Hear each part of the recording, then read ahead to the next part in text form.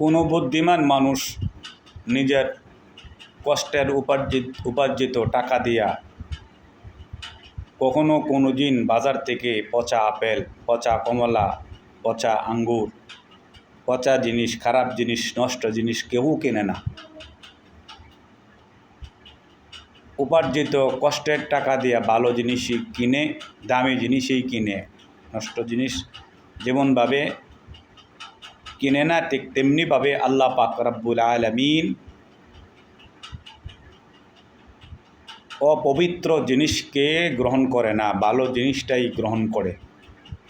আমি যেমন ভালো জিনিসটা চাই, টাকা দিয়া খারাপ জিনিসটা কিনতে চাই না, ঠিক তেমনিভাবে আল্লাহ বলেছেন আমি মুমিনের পবিত্র জান, মুমিনের পবিত্র মাল আমি গ্রহণ করি, আমি কবুল করি।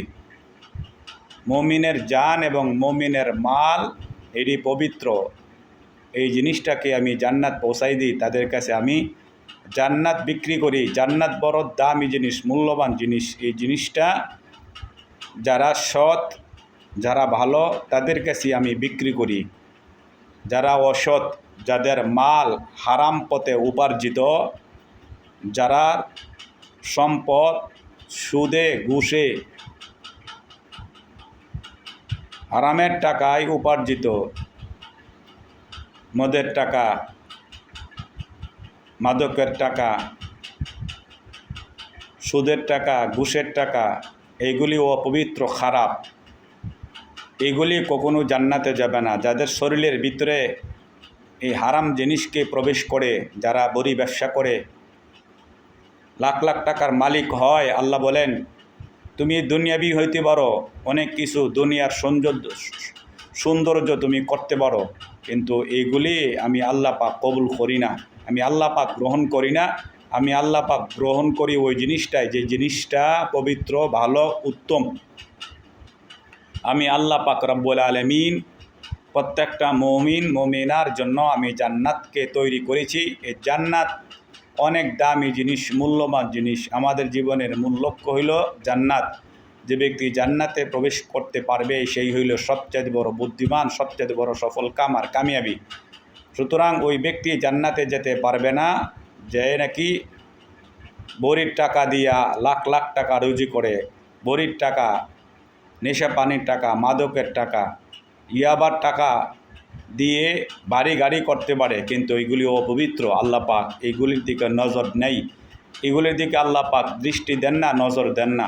আল্লাহ পাক ওই ব্যক্তির দিকেই নজর দেয় যার পবিত্র জিন্দিগি, যার পবিত্র টাকা আছে। অপবিত্র টাকা, খারাপ জিনিসকে আল্লাহ গ্রহণ করে না।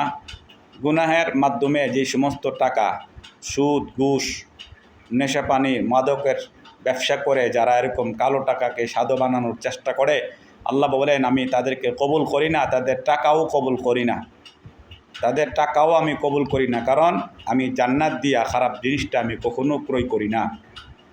আমি জান্নাত বড় দামি জিনিস, এই জিনিসটা আমি ভালো জিনিস দ্বারাই বিক্রি করি। যাদের হালাল টাকা, হারাম টাকা দিয়ে আমি বিক্রি করি না, হালাল টাকা দিয়ে বিক্রি করি। যাদের পবিত্র জীবন, যাদের পবিত্র টাকা, এই টাকা দিয়েই পবিত্র জান এবং মাল, এই জিনিস দ্বারাই আমি জান্নাতকে কী করি, তাদের কাছে বিক্রি করি। সুতরাং যারা হারাম টাকা উপার্জন করে গর্ব করে, অহংকার করে যে আমার অনেক টাকা, আমার অনেক টাকা, এইগুলি আল্লাহ কবুল করে না।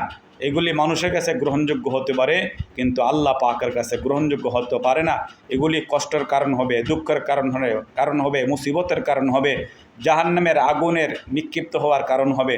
সুতরাং আমরা যারা হারাম পথে উপার্জন করে নিজেকে অনেক অহংকারী মনে করি, যতই তাকাব্বরি আর অহংকারী মনে করি না কেন, আমি ভালো না, আমার মাল ভালো না, আমি নষ্ট, আমার মালও নষ্ট। সুতরাং নষ্ট জিনিস কি হয় না, আল্লাহর কাছে বিক্রি হয় না, জান্নাতের কাছে বিক্রি হয় না। এই নষ্ট টাকা, হারাম পথে উপার্জিত টাকা মসজিদ মাদ্রাসায় দান খেরাত করলেও আল্লাহ পাক এইগুলিকে কবুল করে না।